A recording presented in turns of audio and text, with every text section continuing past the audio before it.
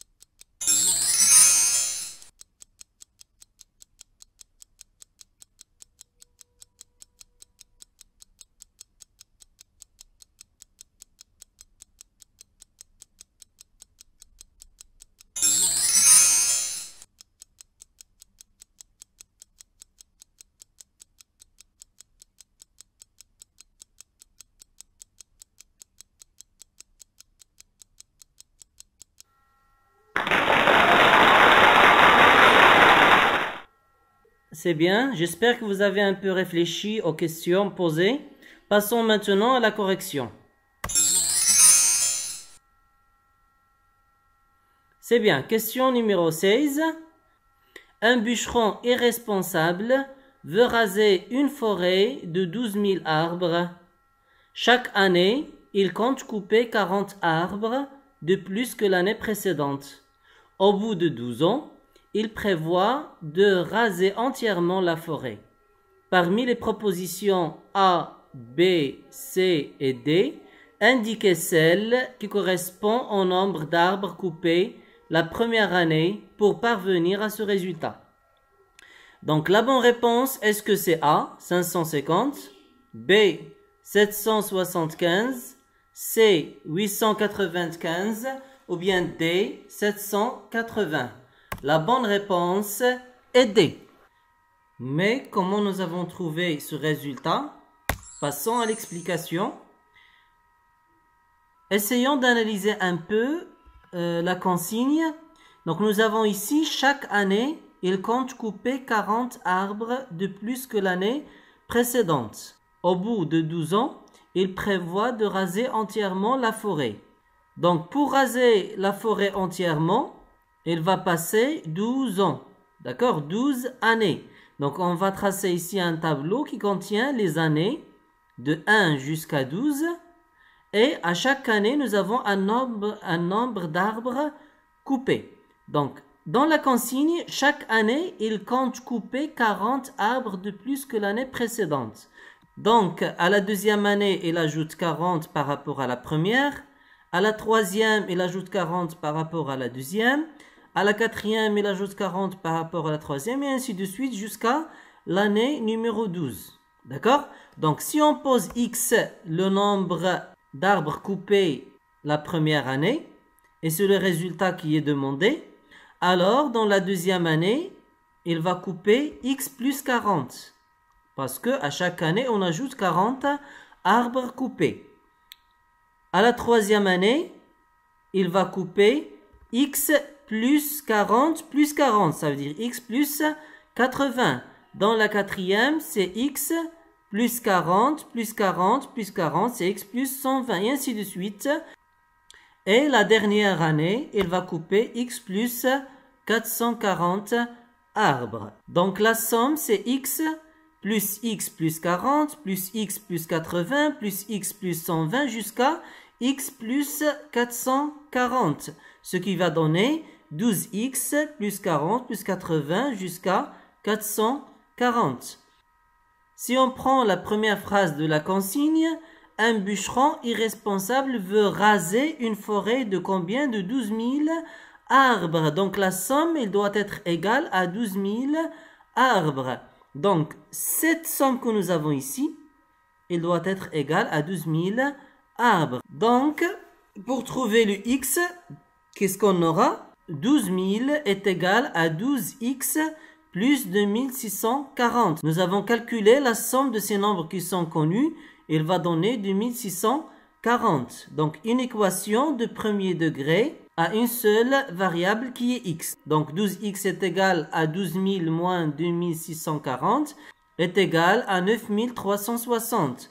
Ainsi, x égale à 9360 sur 12. Par suite, x est égal à 780. Si on calcule ces divisions-là, on va trouver que x est égal à 780. Donc, la bonne réponse, c'est D. J'espère que vous avez compris cette explication. Passons maintenant à la question suivante. Question 17. On choisit un nombre, on le divise par 7.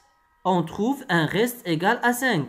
On divise à nouveau le quotient obtenu par 7. On trouve un reste égal à 3. Et un quotient égal à 12. Parmi les propositions A, B, C et D, indiquez celle qui correspond au nombre de départ. Est-ce que c'est A, 591, B, 593, C, 609 ou bien D, 614?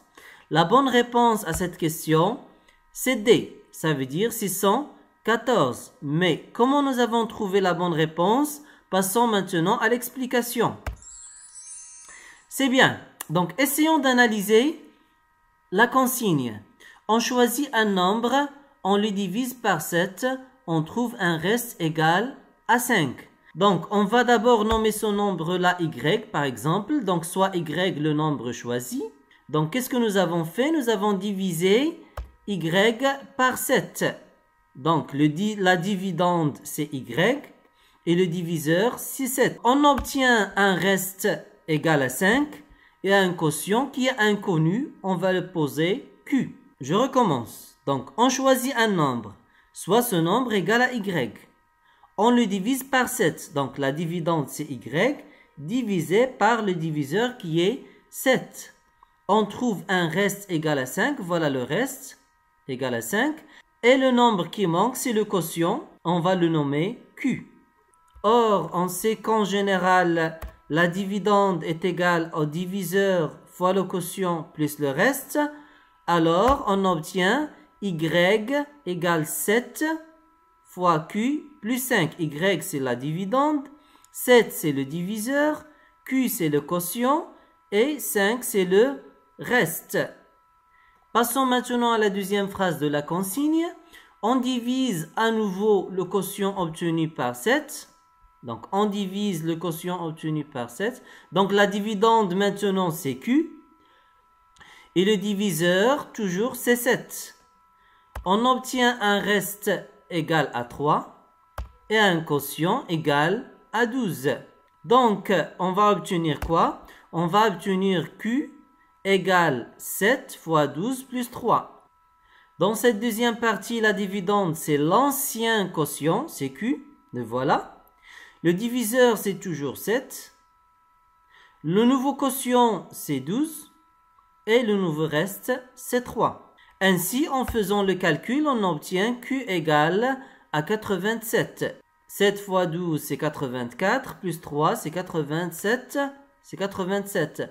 On remplace donc Q dans l'expression de Y par 12.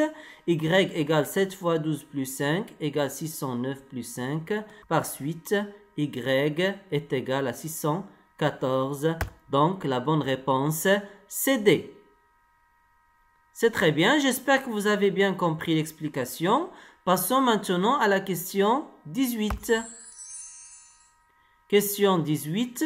Parmi les propositions A, B, C, D, indiquez celle qui complète la série suivante. B, F, J et une lettre qu'on cherche. Est-ce que cette lettre-là, est-ce que c'est M, P, N ou bien Q? La bonne réponse à cette question, c'est C. Ça veut dire N. Heureusement, cette question est un peu facile. Il est facile de remarquer que ce sont des lettres de l'alphabet. Donc nous avons ici B. Après B, il y a C, D, E. Et nous avons écrit F. G, H, I. Et nous avons écrit J. Et il y a quelque chose qu'on cherche. On remarque qu'à chaque fois, on saute 3 lettres et on écrit l'élément suivant. On saute 3 lettres et on écrit l'élément suivant. Maintenant, pour trouver la lettre cherchée, on va sauter 3 lettres. K, L, M. Qu'est-ce qui vient après? Bien sûr, c'est la lettre N. Ainsi, la bonne réponse est C. Comme vous voyez, c'est une question facile par rapport aux autres. Donc, parfois, il y a des questions qui sont faciles. Parfois, il y a des questions qui nécessitent un peu de réflexion. C'est très bien. Passons maintenant à la question 19. Parmi les propositions A, B, C et D, indiquez celle qui complète la série suivante. 2, 3, 5, 8, le nombre qu'on cherche est 21. Donc la bonne réponse, est-ce que c'est A, ça veut dire 12, ou bien B, c'est 13, ou bien C, c'est 14, ou bien D, c'est 15. La bonne réponse à cette question, c'est B. C'est bien comment nous avons trouvé cette réponse-là. Passons à l'explication. Donc, vous voyez ici, nous avons 6 nombres, dont un est inconnu. Donc, on va essayer de trouver une relation logique entre les nombres. Remarquez bien, nous avons ici 2, ici 3, ici 5. Est-ce qu'il y a une relation entre 2, 3 et 5? On peut réfléchir que 2 plus 3 est égal à 5. C'est bien. Quelle est la relation entre 3, 5 et 8? On peut remarquer que 3 plus 5 est égal à 8. Donc, si on prend cette petite règle que nous avons découverte, à chaque fois, on fait la somme de deux nombres successifs pour trouver le suivant. D'accord? 2 plus 3, c'est 5. 3 plus 5, c'est 8. Donc, 5 plus 8, il va donner quoi? C'est le nombre qu'on cherche. Il va donner... C'est le nombre qu'on cherche. Et ce nombre qu'on cherche, si on l'ajoute à 8, il doit donner 21. Donc, c'est quoi le nombre qu'on cherche? Bien sûr, c'est 13. Et vérifions bien sûr que 13 plus 8, c'est 21. Donc, le nombre 13, il vérifie cette suite logique. Ainsi, la bonne réponse est 13. Ça veut dire la réponse B. Si on parle mathématiquement, ça, c'est une suite qui est très connue en mathématiques. C'est ce qu'on appelle la suite de Fibonacci. Mais je ne vais pas parler de cette suite-là pour l'instant, puisque ce n'est pas notre sujet pour l'instant. C'est bien, passons maintenant à la dernière question dans cette série. Fatima veut repeindre les murs de sa chambre. La pièce rectangulaire fait 3 mètres de large et 5 mètres de longue. Le plafond est à une hauteur de 2,50 mètres. Fatima doit déterminer la surface à peindre et elle considère que les murs sont sans fenêtre ni porte. Parmi les propositions A, B, C et D, indiquez celle qui correspond à la surface à peindre.